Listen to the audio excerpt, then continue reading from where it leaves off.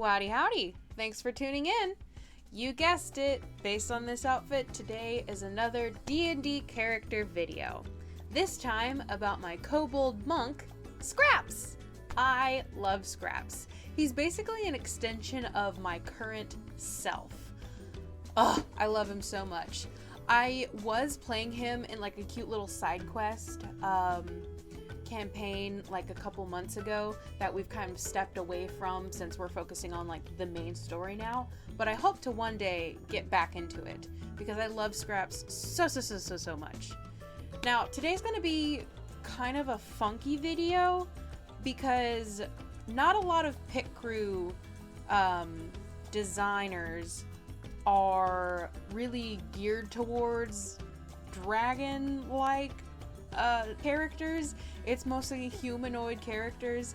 I did find a couple good ones, but yeah, this video, there's a very select few, so they're not like super exact, and I think at one point I might just do what like a human version of Scraps would look like, because I think that would also be just a really cute visualization. So let's get into his personality traits and physical appearance. Scraps is a gray kobold. He's 2'4". He's not very big. He's 12, which is about around the age of maturity for kobolds. They don't live very long. He's got heterochromia. He's got one green and one brown eye. I don't remember which eye was which color. Just know that he has heterochromia. So here's his physical description. Scraps is a small gray kobold with a big attitude. He's privy to wearing Hawaiian shirts, lots of bracelets and anklets, and has a tooth necklace made from his own teeth. Scraps is heterochromatic, with one green and one brown eye. He finds his large ear fins and small horns to be quite dashing, and paints his claws red to complement his gray scales. He also has an endearing single snaggletooth that protrudes from his upper jaw when his mouth is closed. So yeah, this is just me, but as a kobold, basically. Some of his personality traits. Scraps is overly scrappy, see, unintentional pun there, and confrontational to compensate for his small size, which often lands him in trouble. He knows a lot about gems and precious stones and makes simple jewelry in his spare time. One of his ideals is that meddling in the affairs of others only causes trouble. He tries not to get involved in too many things that aren't his business, unless of course someone brings his height into the conversation, and then it's all business from there. Some of his bonds include nothing is more important than the other members of his monastery. He needs to restore it and get them back. More about that later. Some of his flaws include, now that he's returned to the normal world outside of the monastery, he enjoys its delights a little too much. He's kind of a party guy, if you will. Scraps is quick to pick fights he may lose due to his small size. Fury of the Small is a little thing that has D&D in it. He's got Chihuahua energy, if you will. Now onto Scraps' backstory. This one, it's not as detailed as Vitessa's backstory. You can go check that one out if you'd like. But I think it's pretty good. So, here's his backstory. During a cross-country move of his tribe, Scraps' egg was lost and left behind outside of a hidden monastery's entrance. The resident monks took him in and raised Scraps as one of their own. The Dragon's Bite Monastery became his new home. This school traces its teachings back centuries to a single dragon's instruction, a fact that instinctually excited Scraps because of his innate fascination with and admiration of dragons. The elder monks found this endearing and were pleased to see that this eagerness held over into Scraps' training, in which he far exceeded expectations. Scraps lived a secluded but fulfilling life at the Dragon's Might Monastery. His master, a human man named Shen Rust, was a kind-hearted, patient man whom taught Scraps much. Scraps matured quickly, thanks in part to kobolds' accelerated lifespans, into a well-trained monk in the way of the Ascendant Dragon. Things seemed to be going well, until disaster reared its ugly head. Shen Rust unexpectedly betrayed the secret location of the monastery, selling it out to a dark arts guild for a hefty sum of gold.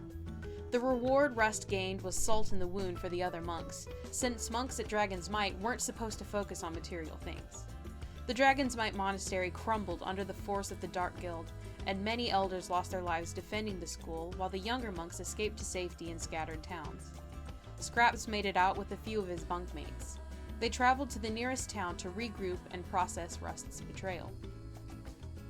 In the following weeks of recovery, a mysterious halfling approached Scraps and his fellows with information about Rust's deal with the Dark Guild. The man, Ermis Greenbottle, was friendly and told them they'd find out more about who Shen Rust and the Dark Guild really were in the city of Coulomb. Scraps volunteered to make the journey since he was farthest into his monk training, leaving the others behind to heal their wounds and train as best they could without the help of their elders.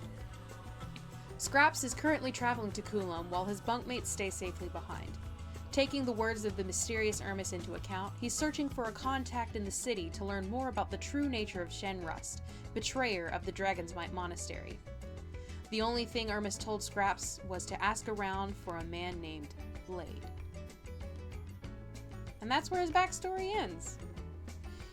Some of Scraps' likes and dislikes. Scraps likes wine, chicken, and gems, and he dislikes bullies, sunburn, and salad.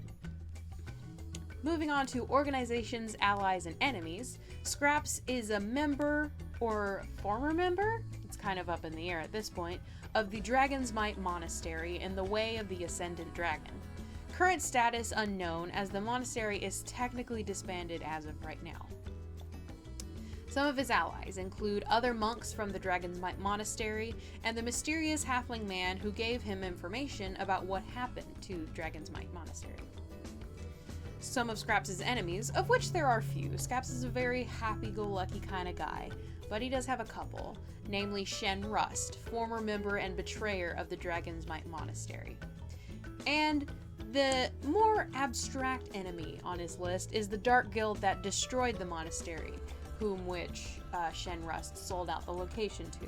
Scraps doesn't know anything about them, but he knows that he hates them because they uprooted and destroyed his home.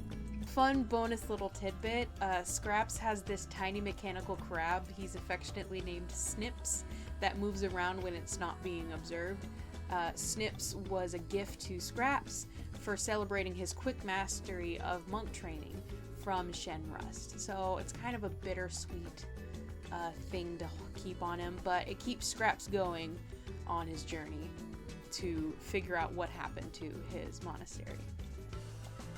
So that's all of Scraps' backstory. That's kind of him, who he is as a being. I love Scraps very much. He definitely lives up to his name in that he's a very scrappy, determined guy.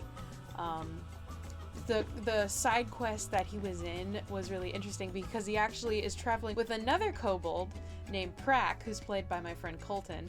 And it's so cool. It was so fun being in this quick little side quest because our DM came up with a third kobold who's basically just Morty from Rick and Morty in kobold form. Just the wimpiest little baby ever. But we love him, and it was such a fun little side quest to play. It got really interesting. Scraps almost got eaten alive by an ettercap, so that was fun. Luckily he didn't, thank goodness. But yeah, he did eventually end up finding Blade, but then something else big happened.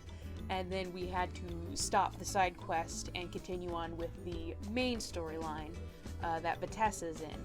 But hopefully someday we'll bring Scraps back into the picture because I love him so very much. Bonus content!